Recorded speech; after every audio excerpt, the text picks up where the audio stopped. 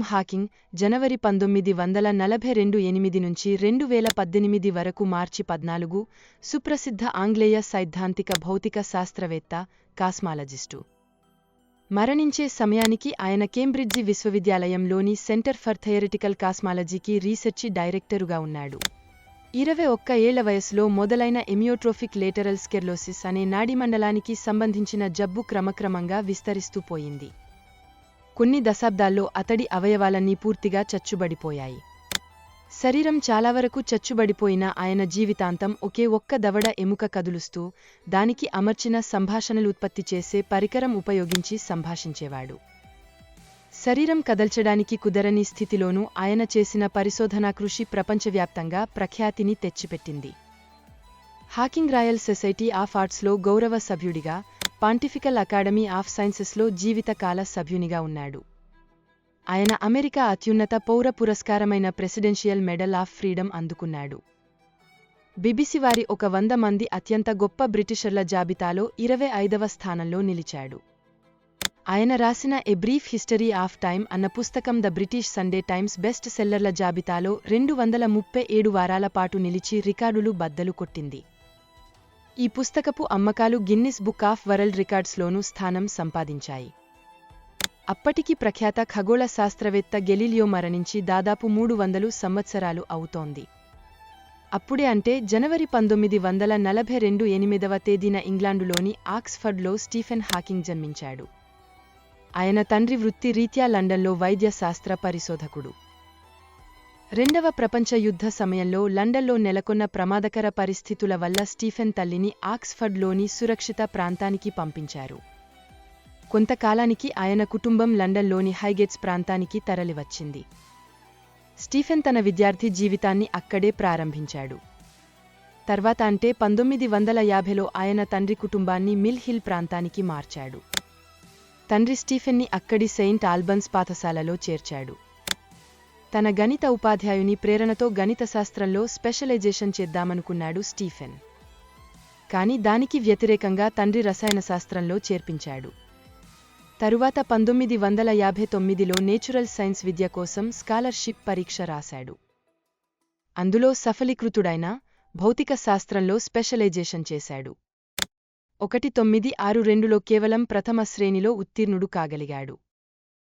Cosmology, general relativity పరిశోధనల కోసం ఆక్స్ఫర్డ్కి వెళ్లాడు. అప్పటినుంచి స్టీఫెన్ పరిస్థితి పూర్తిగా మారింది. భోజనం చెయ్యాలన్నా, కనీసం బూట్ల లేసు కట్టుకుందామన్నా శరీరం సహకరించేది కాదు. క్రిస్మస్ సెలవులకు ఇంటికి వెళ్లిన స్టీఫెన్ పరిస్థితి ఆయన తల్లిదండ్రులను కలవరపెట్టింది.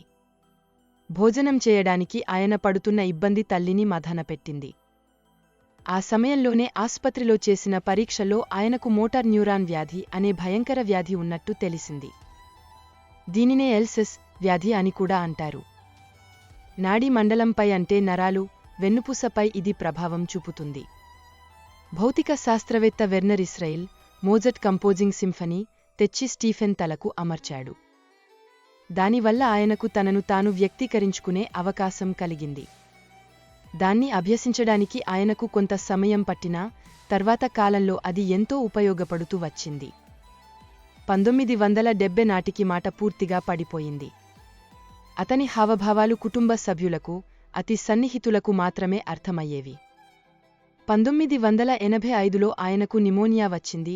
అప్పటినుంచి ఒక చక్రాల కుర్చీకి పరిమితమై తన చేతి చిటికెన వేలి కదలికల సాయంతో మాత్రమే దానికి అనుసంధానించి రూపొందించిన వాయిస్ సింథసైజర్తో తన ఆలోచనలను శాస్త్ర లోకానికి అందిస్తున్నారు. హాకింగ్ చిటికెన వేలు కదలికల్ని ఒక హ్యాండ్ కంట్రోలర్ యంత్రానికి అమర్చిన తెరపై అక్షరాలను స్కాన్ చేసే కర్సర్ నియంత్రిస్తుంది.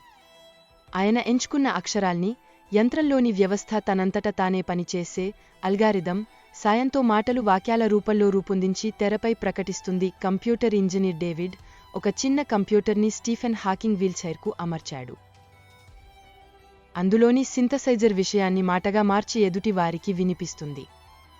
అందుకోసం తన గొంతునే వాడమన్నాడు స్టీఫెన్.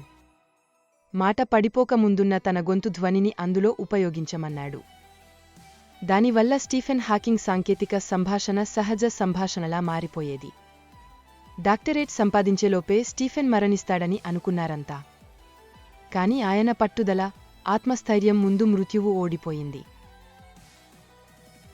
స్టీఫెన్ తన 17వ ఏట 1959వ సంవత్సరం 10వ నెలలో ఆక్స్ఫర్డ్ విశ్వవిద్యాలయంలో చేరాడు. తర్వాత కేంబ్రిడ్జ్లో పీహెచ్డీ చేశాడు. స్టీఫెన్కు 2 భార్యలు.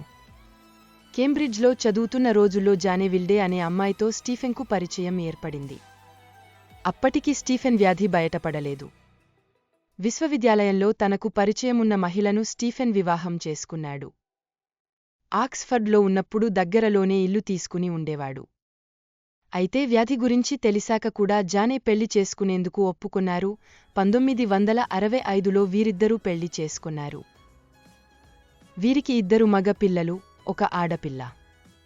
అయితే 1995లో వీరు విడిపోయారు. ఆ తర్వాత అదే సంవత్సరం స్టీఫెన్ ఎలైన్ మాసన్ అనే అమ్మాయిని పెళ్లి చేసుకున్నాడు. 1980లో స్టీఫెన్ అనారోగ్యంలో ఉన్న సమయంలో మాసన్ ఆయనకు నర్స్గా పనిచేసింది. ఈ క్రమంలో వీరి మధ్య ప్రేమ చిగురించింది. అయితే 2006లో మాసన్ నుండి కూడా విడిపోయాడు. ఎన్నో విశ్వవిద్యాలయాల్లో పనిచేసిన స్టీఫెన్కు వ్యాధి అడ్డంకిగా మారలేదు. 1966లో ఆయన సమర్పించిన ప్రాపర్టీస్ ఆఫ్ ఎక్స్పాండింగ్ యూనివర్సెస్ థీసిస్ను ఆన్లైన్లో ఉంచగా ప్రపంచవ్యాప్తంగా లక్షలాది మంది దానిని చదివేందుకు ఆసక్తి చూపారు. 1970 నుంచి కృష్ణబెలాలపై పరిశోధనలు ప్రారంభించాడు.